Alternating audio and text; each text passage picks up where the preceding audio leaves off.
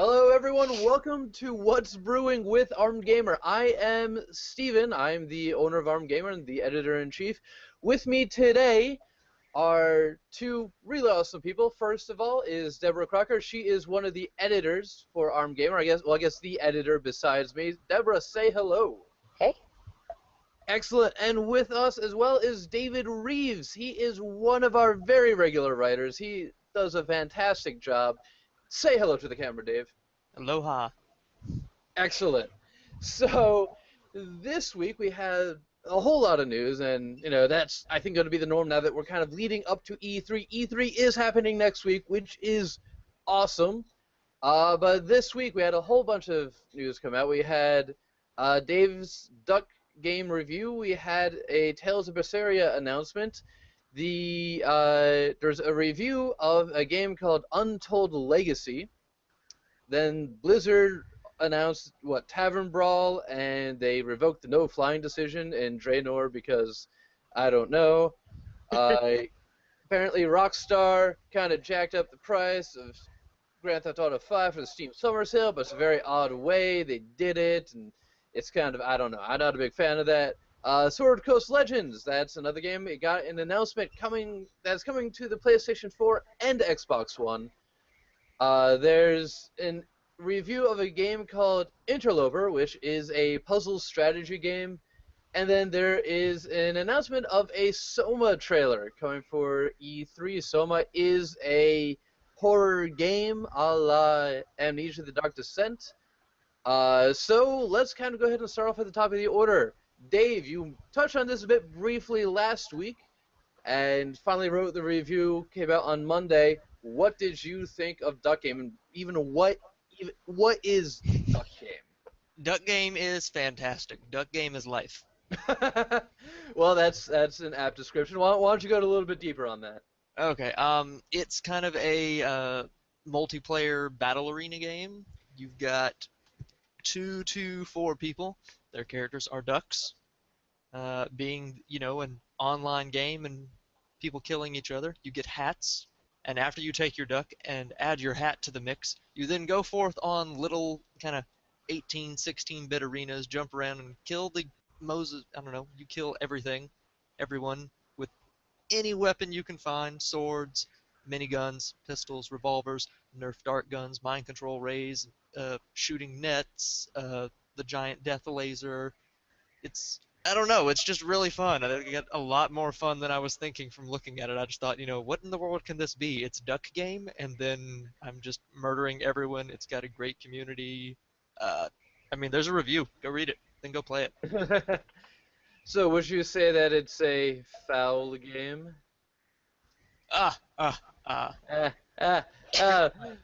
Duck puns! Woo!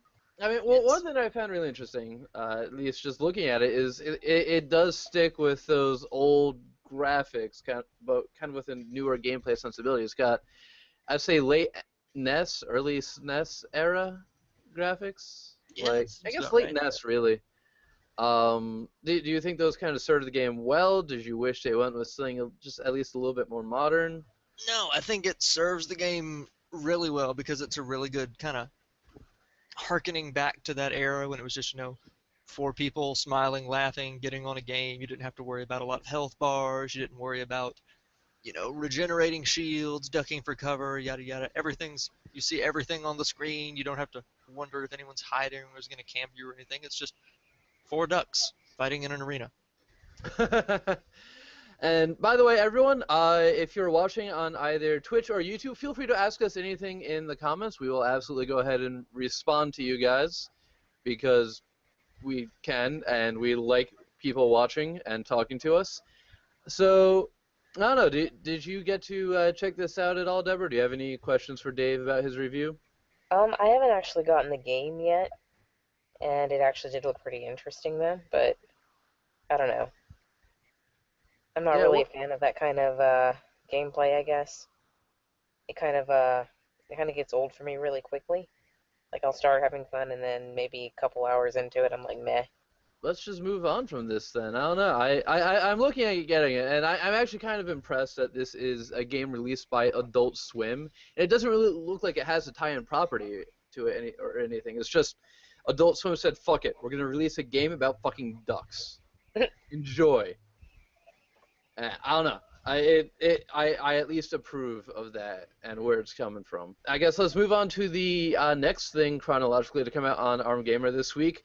Tales of Berseria has a chance to be epic. This is a game, of course, in the classic Tales franchise. It was originally written by Emily, who sadly cannot be here this week. She should hopefully be here next week. Are any of you guys fans at all of the Tales of franchise? I don't believe I've even heard of them. I'm not really into the whole JRPG scene. I've played 3 of them, I think, total. But just right around the time I think I got the last one was like Tales of Vesperia on 360, and it was in that terrible age when JRPG people were basically releasing kind of betas of the game on 360 and then releasing the full game on PS3, and it kind of turned me off of the franchise. And that is why I always wait for the PS3 version. The Tales of franchise, for people who aren't familiar, because it is at least somewhat obscure, is a game that started, I believe, in the early PlayStation era. They are JRPGs known very much for their live-action-oriented random encounters. So instead of a turn-based battle, you're actually going in against random enemies, doing combos, all in a very live-action setting. It's really interesting. It's, I think, a fantastic take on it. Tales of Berseria is going to be the latest game. They've tended to come out for the PlayStation 3. The last big title, I believe, that came out was Tales of Xillia 2, which was the first, well, I shouldn't say the first direct sequel. They had Tales of Symphonia, which I think was one of the bigger games in the franchise, one of the best in my opinion, which came out on GameCube. So Tales of Berseria, they announced it. We don't have an American release date yet. Few things to note: it has a female protagonist, a lone female protagonist, the first time in the franchise history. Again, it's coming to PlayStation 4, which could be badass. That could be something really, really cool for it. But otherwise, we don't necessarily know too much about what's going on.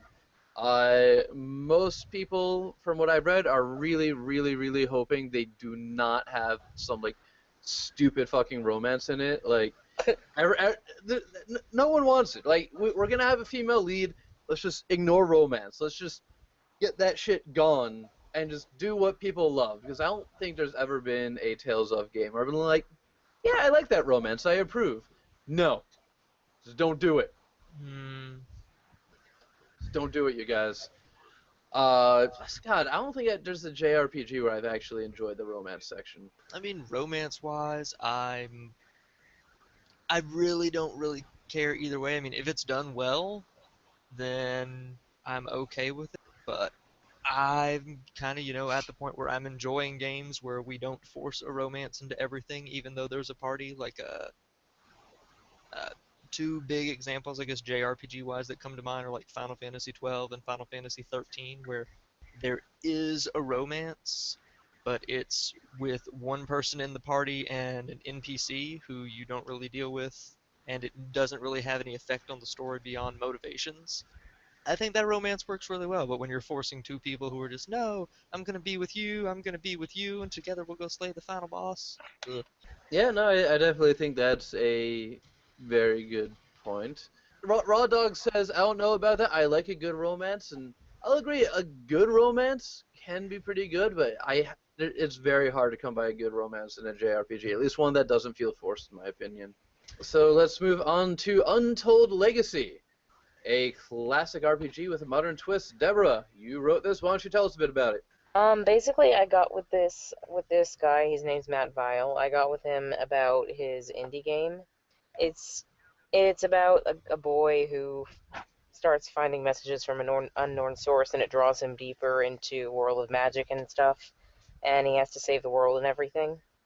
One of the inspirations for the game was Legend of Zelda, and that was a big selling point for it, I suppose. With the art style and everything, it's pretty simplistic and pretty classic, similar to like Baldur's Gate and stuff like that. Okay, and yeah, you did an interview with him, right? You at least did an email interview, I should say. Yeah. So, what would you say is important to the developer for this game? The most important thing to him that it seems is being original and making something that everyone can enjoy. Because he knows that the premise behind the game is kind of typical, but he wants to put his own spin on it and make it unique. And the game's coming out for, of course, PC because this is an indie game, but also apparently the Wii U and mobile devices. Yep, I thought that was pretty interesting for an indie game because that's not really something you see, especially in an RPG. Because most mobile games, especially, you want them to be short and to the point.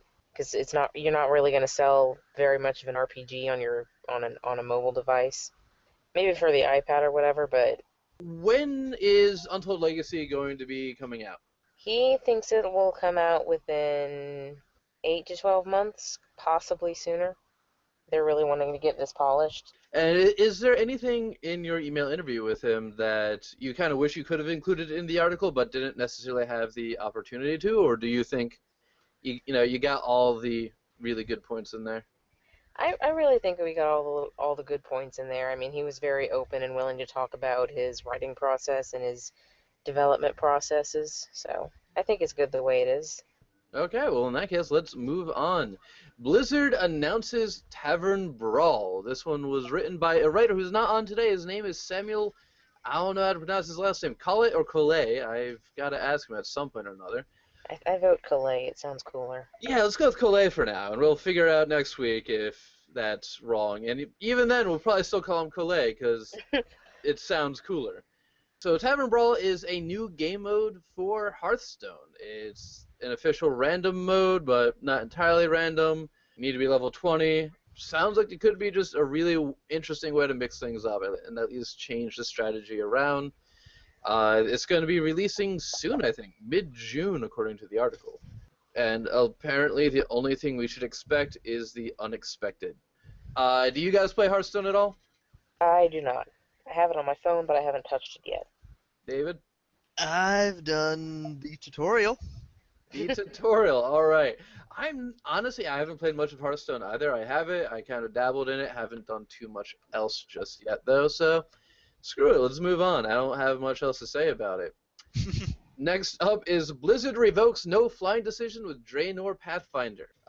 This is kind of on the heels of the last week, or not last week, a few weeks ago, I guess, Blizzard announced that there would be no flying in Draenor in World of Warcraft, flying was originally a huge selling point for the MMO, and apparently all people did was just idle on the flying mounts and just do nothing. They just chill out over a city, spam, and be like, DTF, LFG, ASL, something, anything, or just idle. I don't know. But after like the huge shitstorm the Blizzard and World of Warcraft fans caused, they've gone ahead and added flying back in, albeit, I guess, somewhat limited. Deborah, I'll let you take this, since you wrote the article. What are the key points of this? Well, instead of like just flat out giving us flying, it's going to be an achievement called Draenor Pathfinder, and what you do is you have to work for your flying by exploring Draenor zones and collecting 100 treasures. You have to finish the Lore Master and securing Draenor achievements. You also need to raise 3 Tanan Jungle reputations to Revered. And at the end of all that, you'll get a Soaring Skyterror flying mount. That's like one of the Rylak mounts. It's like one of those two-headed dragon things. I don't know, I think they're kind of ugly.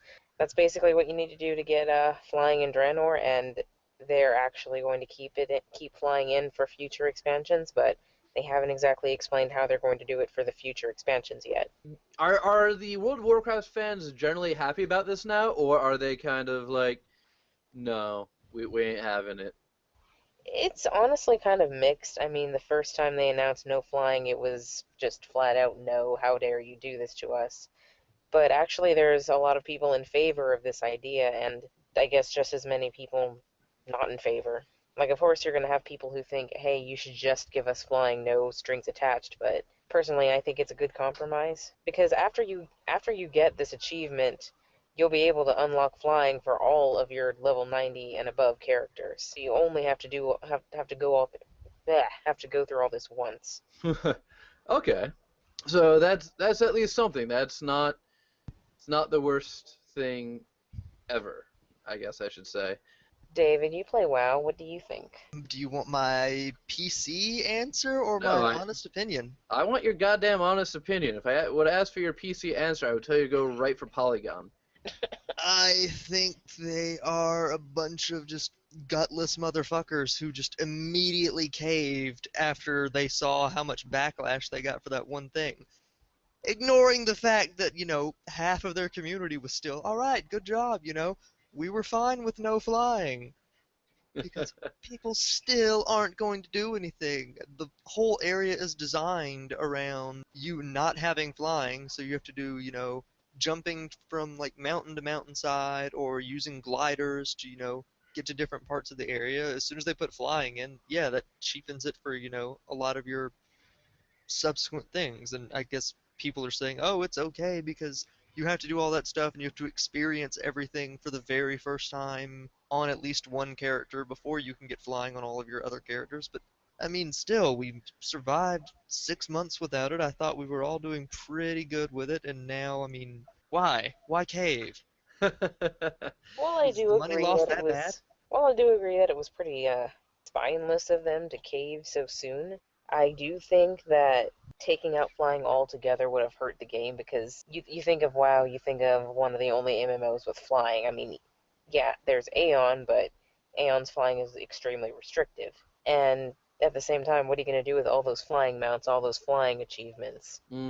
That's stuff that people from whenever they introduced flying, that's the stuff they know, and Yeah, that's just kind of a slap in the face to them to take away flying like that. but they gave us all of these really awesome ground mounts that people spent so much time trying to get, and there were all these, ground mounts that no one's, they've gotten but really have had no excuse to use. It's But once they got to max level for like 4 expansions. there's still people after the Time Lost Proto Drake, all those rare ones. There's people from like years ago that are still after those. Yeah, and I mean, it's fine because it's still kind of a status symbol. Steven's just kind of toned out because he's like, what the hell is WoW? This is that game with those cartoon elves, right? No, I mean, yeah, Everything's I have cartoon. nothing to say about WoW, but I'm gonna let you guys go on because it gives me a chance to get some water. Raw Dogs Inc. says he camped for 20 plus hours in Pound Fist, and now I'd have to go back to my flying mounts. Sad face. Pound Fist is probably the rarest land mount in the game, well, in Draenor, because I think it takes 72 hours for Pound Fist to spawn, and it's a really unique mount that you get. Once everyone who's killed him, as long as you get one hit off on him, you get the mount, and you get to basically ride on the back of this little giant who totes you around. I mean, it's much different than anything else in the game where it's been a horse or raven, donkey, go-kart, whatever. Can you get a Raven Donkey go kart? Uh, Probably one day on the paid store. That sounds like it would hurt. I'm not sure who it would hurt, but it would hurt. It would hurt someone, I feel like. Maybe the Raven. It could be the Raven. I don't know. But alright, let's move on then. Rockstar jacks up GTA 5's price for the Steam Summer Sale.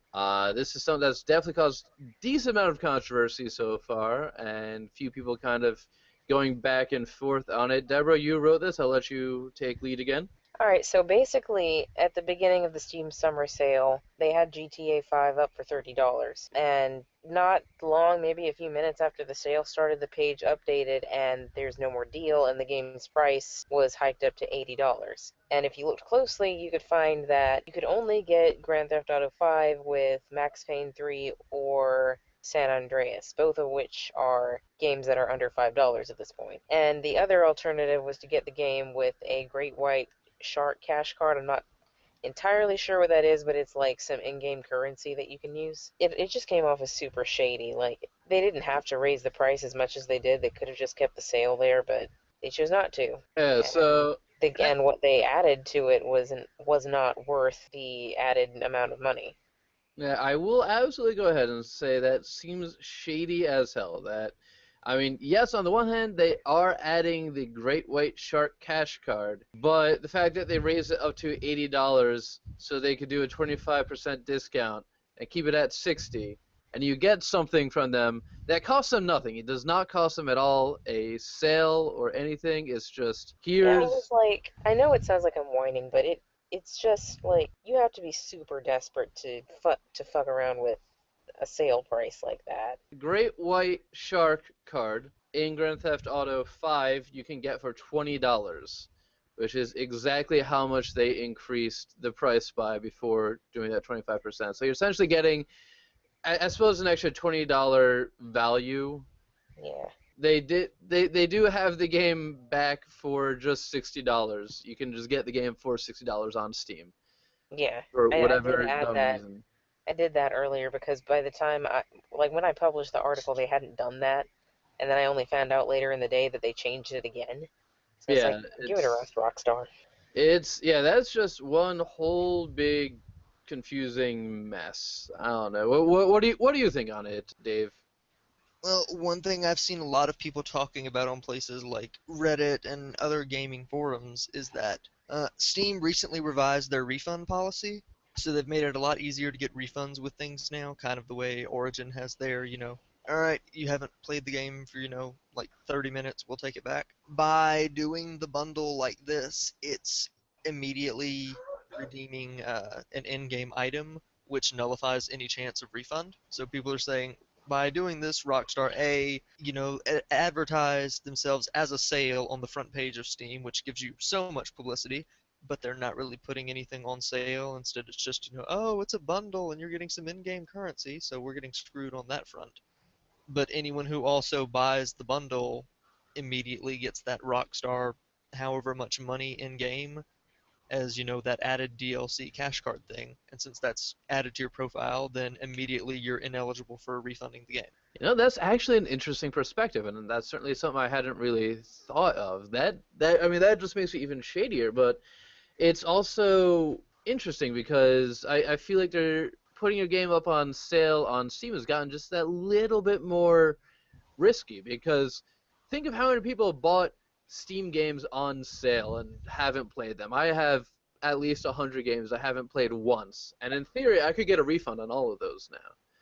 Think of how many game sales kind of depended on you not being able to get that refund, and one day someone who might have buyer's remorse not being able to get their money back. That's gotta at least at least in theory, hurt incentive of the game developers to put their game on sale and just earn at least a little bit of money. Oh, you can't do that, Alex? Yeah, I think it's like you had to have bought the game, 2 weeks after purchase. You can't it is within 2 weeks then, okay. Yeah, it's like 2 weeks after purchase, or you have to have played the game less than 2 hours, and I think there's one other condition. Maybe our friends in chat know, but yeah, okay. So, well, if there is that 2 week time limit, not so bad then. I don't know. Either way, I still say kind of, Rockstar made what, $2 billion off of the game already. Then they, brought a game that was what, a year old over to PC. They're still charging $60 for it, and even when it's on sale, we're not getting anything but some fucking in-game currency on the multiplayer servers. Yeah, all it is a little bit of in-game currency, and that's, yeah. Rockstar. Bah humbug. So, all right, let's move on a bit then to the next article that came out this week. Sword Coast Legends is coming to the PlayStation 4 and Xbox One. David, why don't you tell us a little bit about Sword Coast Legends? Well, Sword Coast Legends, I suppose, is the latest kind of installment of D&D RPG games. I think, kind of in the vein of Neverwinter Nights and Baldur's Gate and things of that nature. But a lot of these are just traditionally straight-up PC games. You don't see a lot of porting over to the consoles because they usually have a decent modding community. There's a lot of, interaction with people making their campaigns.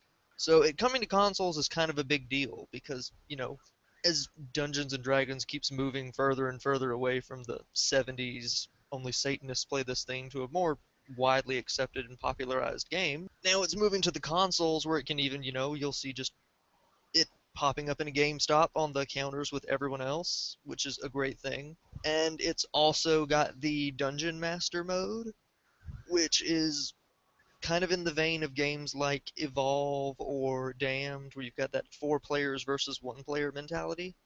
Mm-hmm. With the Dungeon Master mode, kind of like it's that one thing it's kind of always been missing from the computer game and the tabletop. So now you'll actually have one person in the game who can react on the fly to things that people do in the game. So if your party's murdering all the monsters and it looks a little too easy, you have someone there who can immediately bump up the difficulty or change the treasure around a little bit. Or if they're talking with NPCs, you can be like, oh, you want to do that? Give me 1 second. I think I can come up with something, instead of you being like, no, that can't be done. Mm-hmm. So, I mean, I'm really looking forward to this kind of increased player interactivity. And I think that's actually really interesting, is the fact that you will have that dedicated role in the game for a DM, and that'd be a really cool just tool to have that looking for group. Like, we're looking for someone to be a DM, or DM be like, I'm looking for someone who wants to play my crazy-ass campaign.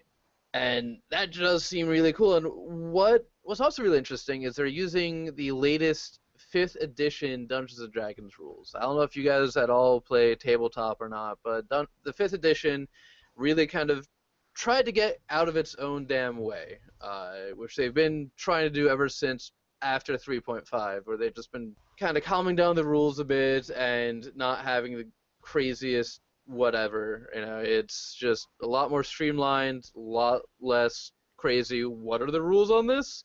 Grapple. Oh, you got to go search through 3 fucking books.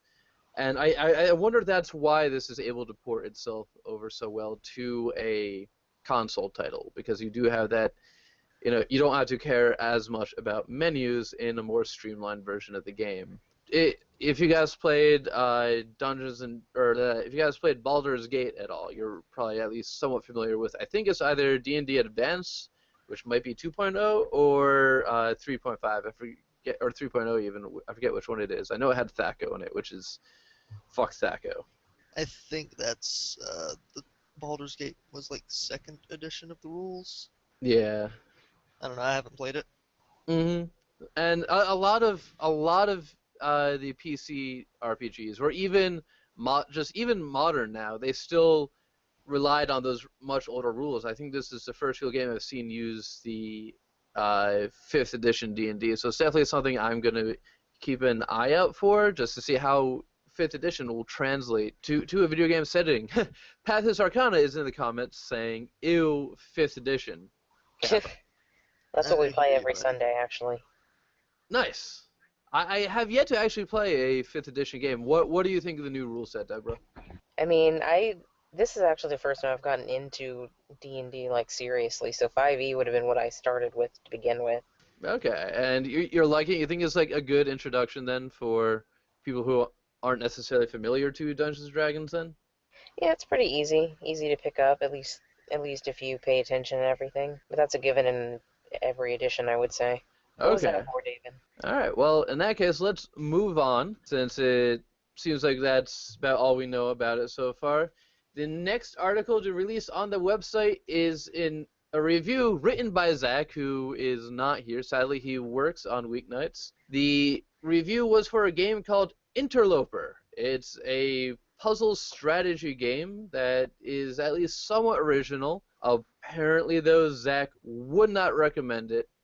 It's repetitive, and some levels seem to drag on, though he does at least appreciate the unique gaming experience. Get it on sale if you can, he says. So that's all I know about it. I certainly haven't seen any gameplay or trailer.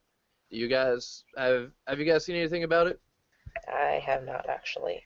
I'm also in the dark about it. I assume it's a smaller kind of indie game. I appreciate that they tried to do something unique, and with the Steam sale going on, I hope they, get a lot of sales from it. Mm-hmm. And just to give people in chat a good idea of what the gameplay is, you pilot a small ship to cover the map in your color, and you have to do this before the enemy covers it in their color. gotta avoid obstacles. I guess it sounds like a shit version of Splatoon. That's what I was thinking. Yeah, but again, I don't know. I haven't played the game or anything, so I can't. I don't know.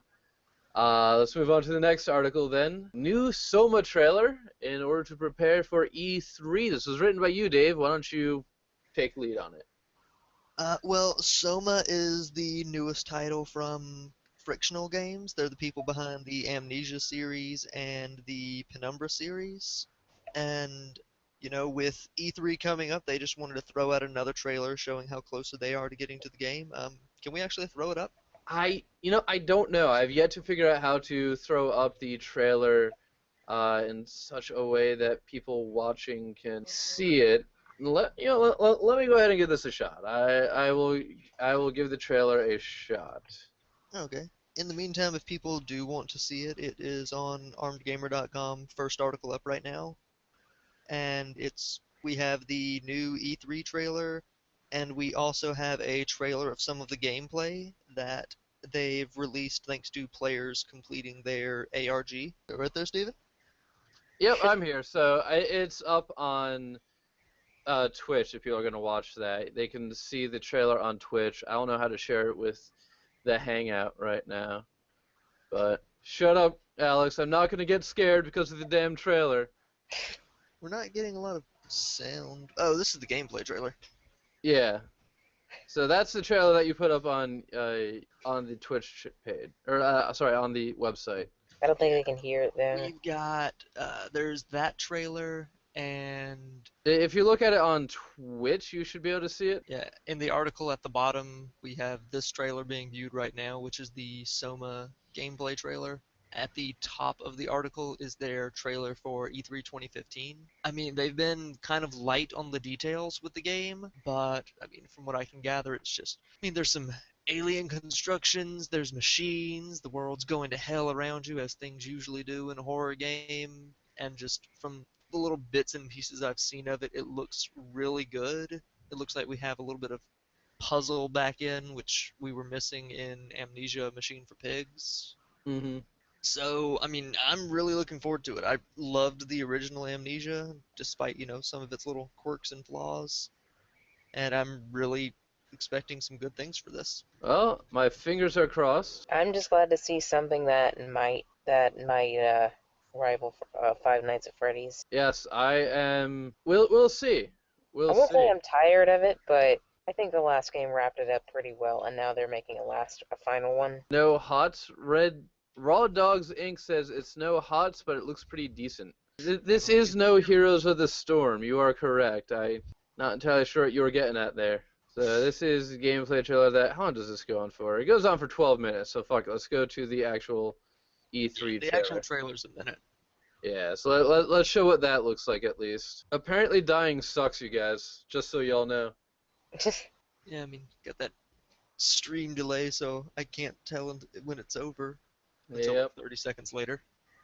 Well, watching this trailer, I can tell you this is going to be a game I look forward to buying and then never playing. It's going to be, like, in my list, uninstalled permanently. Just like Amnesia. Did you try Outlast? No, I haven't, because I'm terrible at horror games. Like, y'all should see me play Slender, The Arrival. I can't. It's bad. I will never stream a horror game because I will just be jumping and cursing throughout the whole thing. Oh, yeah, no, that was me. I had everyone making fun of me for that. Like, I cannot play horror games. Period. Like, I think I made up, 8 new swear words just playing the first Five Nights at Freddy's game. It's Bad News Bears, me playing a horror game, which it would probably actually get me a lot of views, but it's not worth it to me. I cannot convince myself that that's a good idea. Should I be in a position where I get better internet, I would probably stream myself playing this. Hopefully it's a few months down the line, so I should have something then. But I mean, it looks really good, and I think the horror games like that work best when you do have. I mean, if you're going to just kind of scare yourself for an online audience, then it works really well with just you alone in the dark with your headphones on. I mean, I played Amnesia with I think one person in the room with me for half of the game, and when they got fed up, I was like, well, I'm invested now. I have to finish. And it was terrible, and I loved it.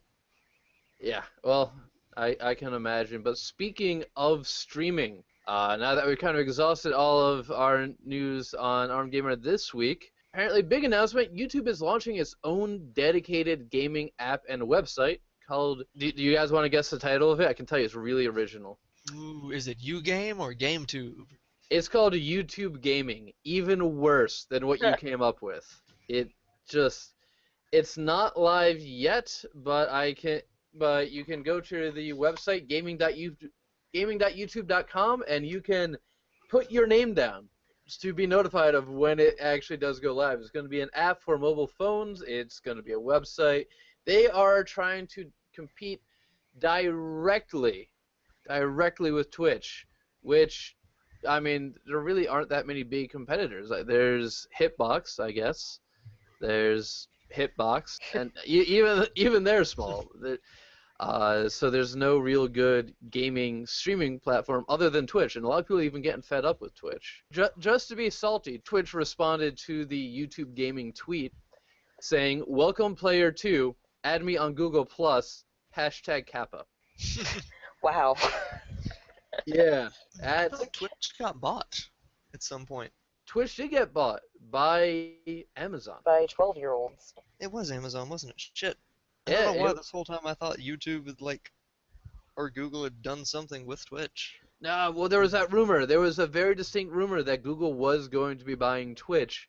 Then it fell through. Somewhere along the lines, next week it was announced that Amazon purchased Twitch. For, I think it was $997 billion or something like that.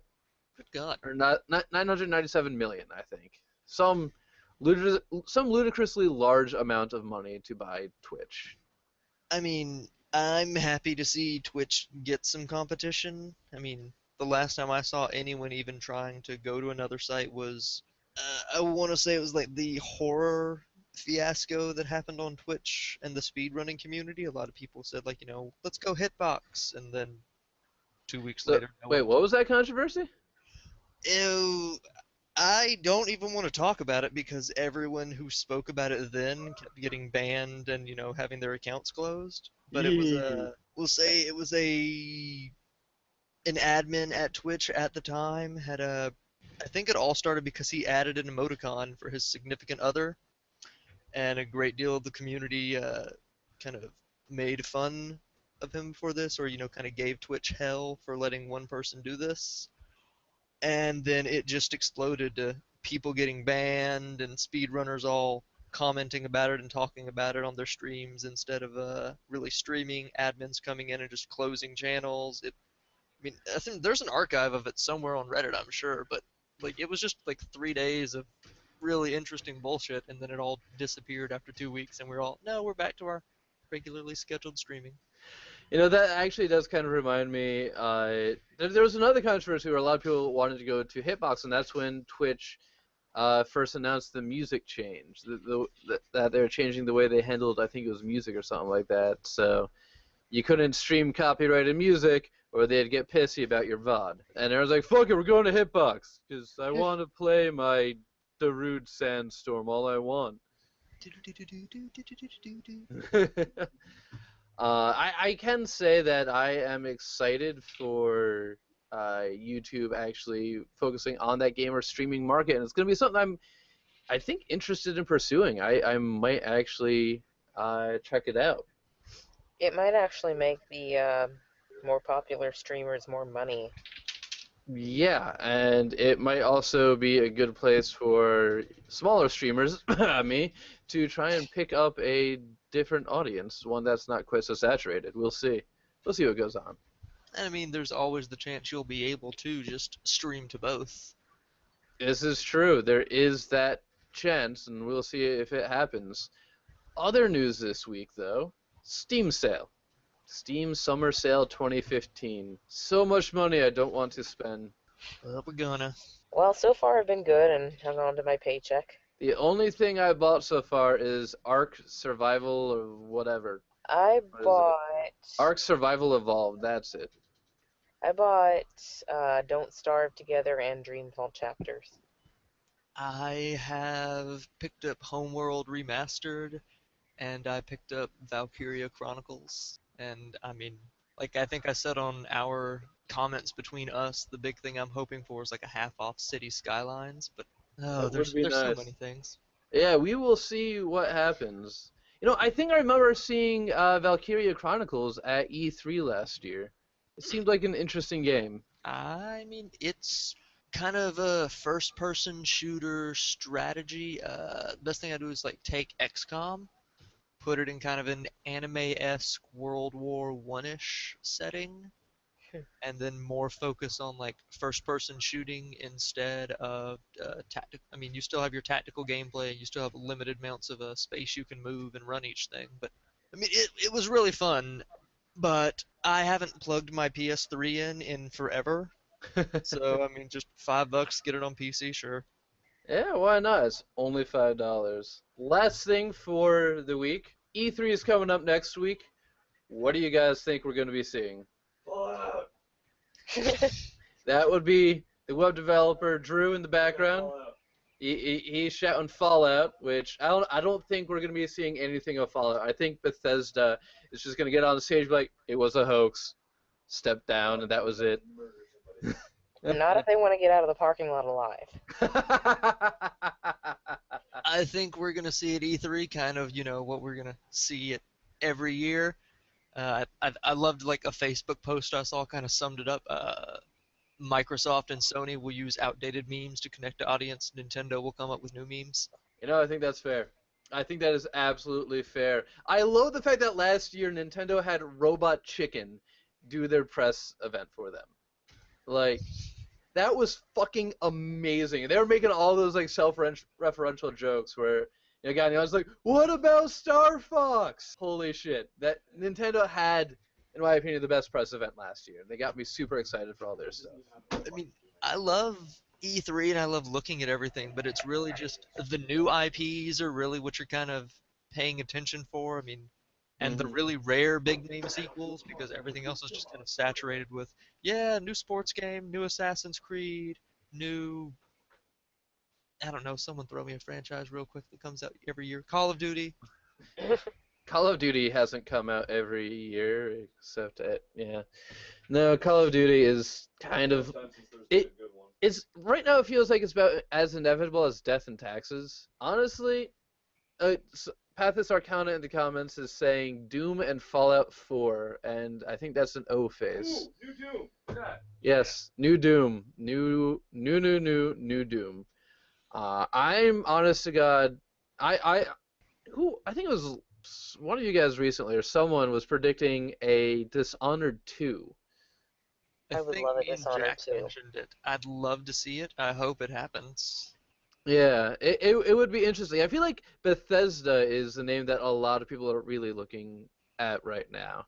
They've never done it before. Though I will say Square Enix also is having their own stage this year, which is new. We're going to have potentially a lot more information about Final Fantasy 15. I pray to God. Because that one actually looks like it's going to do something good for the Final Fantasy genre for once. So, fingers crossed on that one. Maybe we'll finally get a tactics again that doesn't involve getting sucked through a book. Dude, never-ending story, the Final Fantasy Tactics game, I'm all about. It's a never-ending story, whoa, whoa, whoa, whoa, whoa, whoa. And I guess on that terrible note, people in the comments are saying there's a PC gaming event hype, new AMD GPU hype, Half-Life 3, Kappa, that's never going to happen, Pathis, I'm sorry.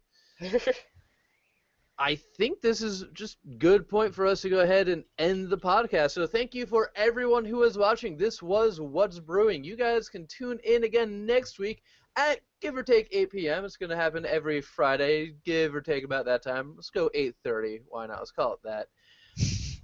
I'm Steven. I'm the editor-in-chief of Arm Gamer. With me again today was Deborah Crocker. She is the editor of Arm Gamer aside from me. She's the one who makes sure that everything looks pretty for the website.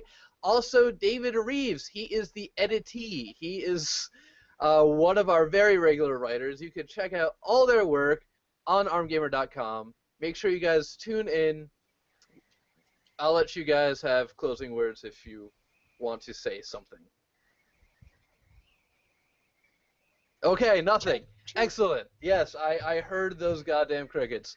Well, thank you again for everyone who tuned in. Again, tune in next week.